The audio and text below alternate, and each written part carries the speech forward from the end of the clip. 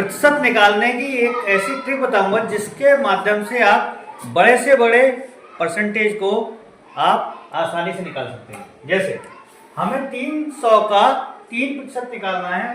300 का पहले हम गुणा करेंगे। जैसे हमने लिखा पहले हमें निकालना है 300 का 3%। तो 3% निकालने के प्रतिशत का वैसे हम पढ़ा चुके हैं। प्रतिशत बराबर क्या होता है 1/100 यानी कि 100वां भाग।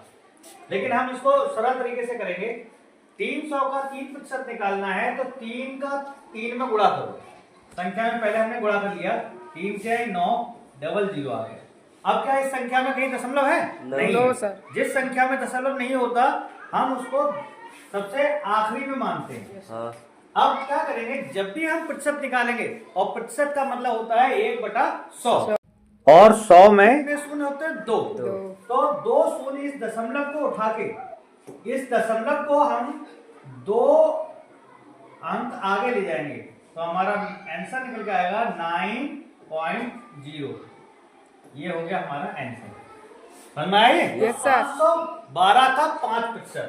जैसे मैंने पहले बताया आपको 512 का 5% निकालना है तो 5 का डायरेक्ट गुणा कर दिए। 5 दूनी 10 का 0 हाथ से 1, 5 एकम 5 और 1 6, 5 25। ठीक है। अब 5% निकालना है। क्या यहाँ पे कोई दशमलव है? No sir. नहीं। तो हम दशमलव कहाँ मानेंगे? आखिरी में। और सबसे आखिरी में यहाँ मानेंगे।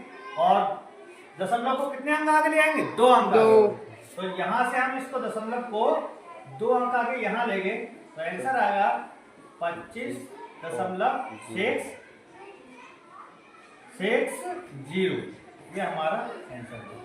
समझ में आया? 8 का 4% निकालना है। तो ऐसे सवालों को देख के कंफ्यूजन होता है, डर लग जाता है कैसे करेंगे। ठीक है। लेकिन ऐसे सवालों को बहुत आसानी से हम क्वेश्चन कर सकते हैं। जब भी परसेंटेज के सवाल आए तो इस ट्रिक से आराम से कीजिए। देखिए 8 का 4 में गुणा किया, 8 चौक 32। यहाँ कहीं दशमलव है? No sir. तो हम दशमलव कहाँ मानेंगे? सबसे आखिरी। अब दशमलव क्योंकि प्रतिशत निकालना है तो दशमलव कितने अंक आगे ले आएंगे? 2 अंक आगे। तो ये दशमलव हमारा यहाँ आ जाएगा और आंसर आएगा 0.32। ये हमारा 8 का 4% हो गया। समझ में आई? Yes sir. 5 का 5% निकालना है तो देखिए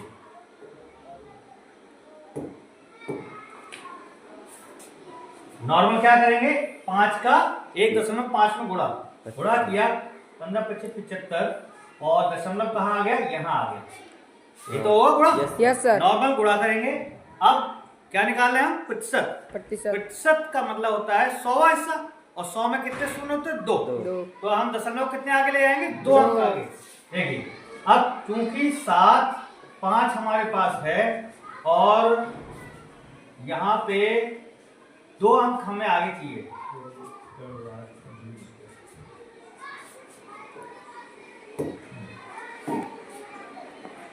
अब देखिए 7 5 ये हमारा था और दशमलव कहाँ? यहाँ था।